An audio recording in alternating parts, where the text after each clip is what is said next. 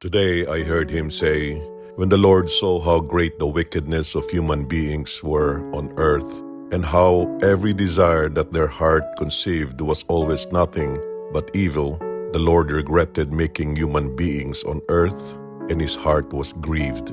So the Lord said, I will wipe out from the earth the human beings I have created, and not only the human beings, but also the animals and the crawling things and the birds of the air, for I regret that I made them.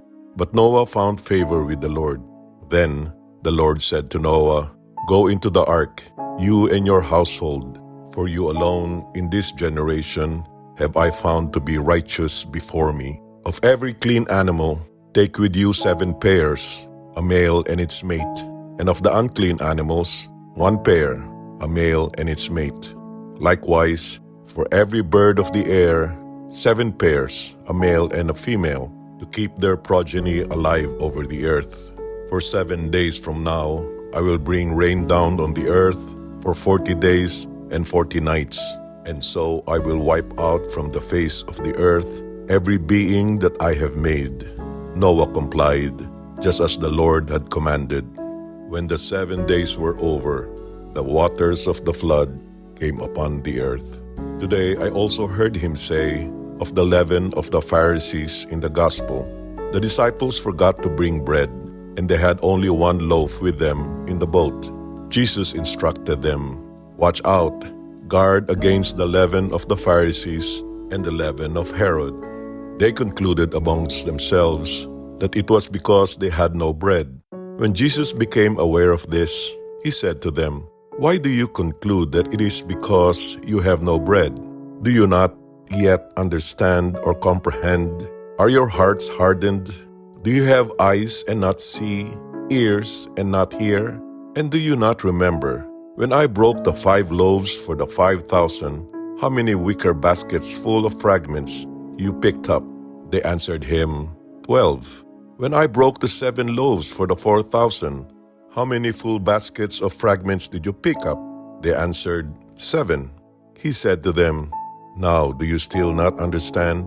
Yes, in this gospel, I got stuck and focused on Jesus' warning to his disciples to be aware and beware of the leaven of the Pharisees.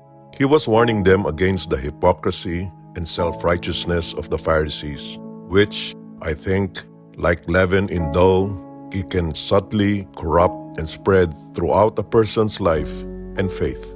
I then examined my own daily motivations and actions to ensure they are not falling into similar traps of outward piety while neglecting inner transformation.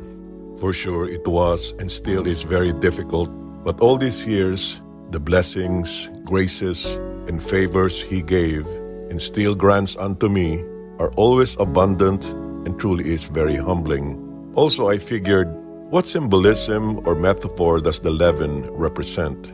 Well, I believe it is for a subtle, pervasive influence that can corrupt something entirely, just like a small amount of yeast can transform a whole batch of dough. It was sad the Pharisees often displayed outward religious practices while neglecting the core values of compassion and justice, which Jesus criticized heavily.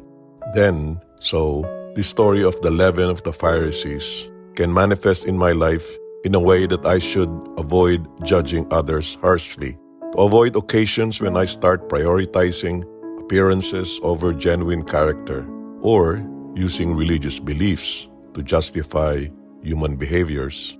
I wanted to be that person and Christian who lives and focuses on internal change and genuine commitment to God's teachings, not just outward displays of piety. Then, yes, I also heard him in the first reading of the warning of the flood in the story of Noah's Ark. I know this passage emphasizes the importance of heeding God's warnings and living a righteous life, as the story of Noah illustrates how ignoring divine pronouncements can lead to devastating consequences, much like a flood that washes away everything in its path, signifying God's judgment upon wickedness, while also highlighting the possibility of salvation through obedience and faith, represented by Noah's Ark as a symbol of refuge and hope.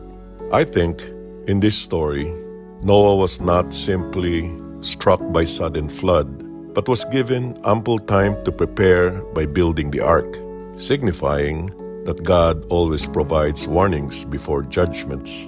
And of course, we know the consequence of disobedience. I know the flood represents the destructive power of sin and the dangers of ignoring God's commands, illustrating that just as the flood consumed the world, unchecked sin can consume our lives and communities. I also note that this warning of the flood shows the importance of repentance. This story of Noah calls for the need to turn back to God, to examine my life, and to seek forgiveness where necessary. Ever since I was a child, I was very fascinated with Noah's Ark. I realized that the ark is symbolic, so I think it highlights how the ark represents God's provision and protection for those who remain faithful, illustrating that even amidst chaos, God offers a safe haven for those who trust in Him. Personally, I remember those early years when I was in the naval service, that during the stressful times of challenges and distress, troubles, and hardships, there were difficult times. For sure, I never lost faith, even though I saw and knew of the warning signs, both in my professional and personal circumstances. It is a blessing that the resolve came from returning to Him and to God's teachings. Yes, the door of the ark emphasizes my need to actively seek God's protection and embrace the opportunity for salvation through faith.